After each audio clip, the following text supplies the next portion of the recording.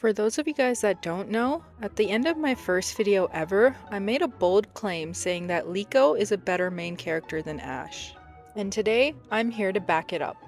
So a little disclaimer before we begin, because this is definitely a controversial topic among Pokemon fans, I'm not actually trying to pit these two characters against each other directly. They were created in completely different times and completely different contexts, so it just wouldn't be fair to do so. Ash Ketchum was a brand new character in a newly blossoming franchise, while Liko's character had the opportunity to be perfected based on years of experimenting with the original series. Liko also isn't shackled to the story structure of the original series, where we see kid collects badges, kid fights in league, rinse, repeat. And depending on which season of the Pokemon anime you watch, Ash's character might look completely unrecognizable from his debut. And honestly, with the recent release of Pokemon Horizon Season 2 on Netflix, I just thought this could be a fun video to make. And if you're worried about spoilers, I'll be largely avoiding them in my video. But with that being said, here goes. I think Liko is fundamentally a better protagonist than Ash, with some disclaimers. And here's why. So the crux of my argument is Ash's age. He's 10, and he's been 10 for 25 years. And honestly, it's hard to build meaningful character development if your protagonist isn't really allowed to grow up. I mean, we've seen some growth here and there, but it's been so inconsistent to say the least. Like, don't get me wrong, he's had incredible character moments throughout his journey, but when you place his moments of growth chronologically, it's just that his personality is so inconsistent from one arc to the next. Let me show you what I mean. Let's start by looking at the original Ash Ketchum, the sassy, slightly overconfident kid who screwed up more often than he succeeded. Anyway, by the time we get to later in the series, we don't really see this part of Ash anymore. Where did all of that personality go? There's less of, bugs are one of the three most disgusting things in the world! Aside from you, what are the other disgusting things? Skitty's its partner, you know. Well, I'm not the one who decided to freeze dry their partner. Are you calling me stupid? No, but I'm thinking about it now. and more of,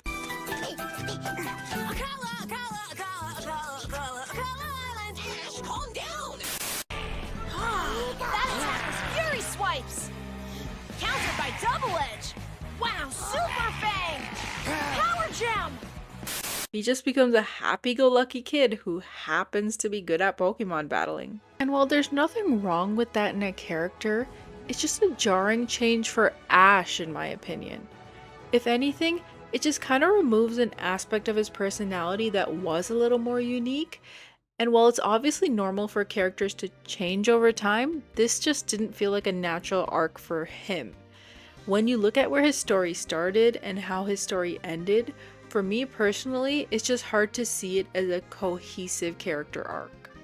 And don't get me wrong, there are definitely times when Ash's growth feels not only natural, but actually really well written too. I actually think most of his progression from Kanto all the way through Kalos is really well written. He goes from a cocky kid to a much more mature character. I'm sorry. I shouldn't have just left you like that. He went from crying after every loss to being much better at dealing with failure. And his growth is well paced too. From Kanto to Johto to Hoenn and to Sinnoh in particular feel like such a natural progression.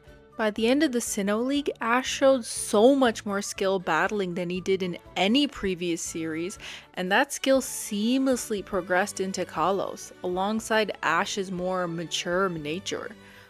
Honestly, a lot of the early anime showed really well-paced character growth for Ash that made sense chronologically too. I'm missing something. Okay, so this might be an unpopular opinion, but I actually really enjoyed a lot of the black and white anime, especially the Team Plasma arc.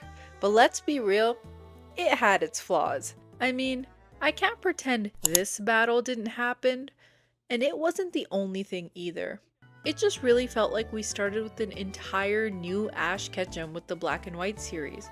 Like, why do you need to be reminded to battle a Pokemon before you catch it? Why are you struggling so hard to catch the Route 1 bird? Why do you keep starting from square one every once in a while? You don't get it.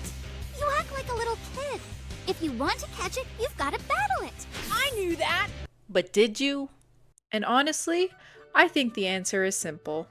I think that every once in a while, over the course of 25 seasons, Ash just grew up a little too much, and they had to fix that because, well, he's 10, and that's the age demographic for the Pokemon anime. And that's really it. I actually really like Ash as a character. He just really shouldn't have been around for 25 seasons, and if he was, he really should have grown up a little. And I honestly think they have some really talented writers at the Pokemon Company. Like if you look at Ash's growth within a specific series, it's usually really well done.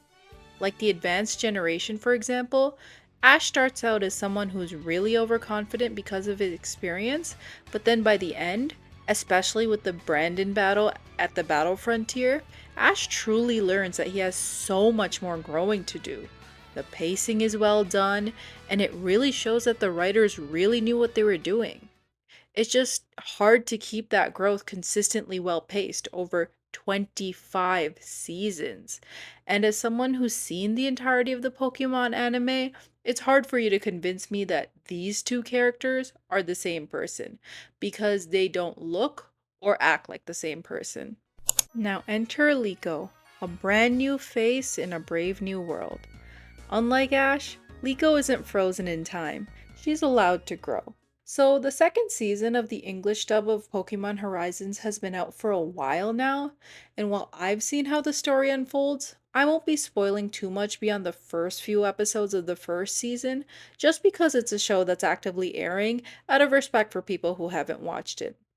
Anyway, if you're on the fence about watching it, the last section of this video might help you decide. With that being said, let's dive in. At first glance, Liko's journey is far different from Ash's. She's a shy girl who's about to start her first day at her new school, Indigo Academy. And while Liko herself has some pretty relatable concerns like worrying about being able to make new friends or getting along with her new partner Pokemon, it doesn't seem as exciting or as enthralling as Ash being chased by a flock of Spearows, you know? But the story quickly jumps into action for Liko too, when she's suddenly attacked by a stranger with a Cerulege, who wants to steal this mysterious pendant that she wears around her neck.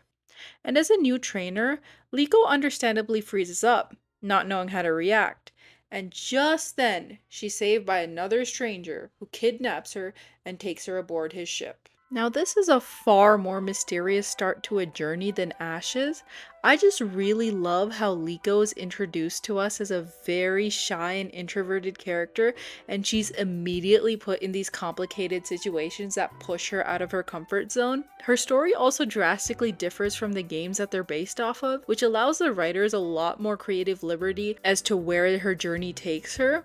And as the series goes on, it's charming to see Liko grow as she befriends the people around her, while ultimately remaining the same empathetic, introverted girl at heart.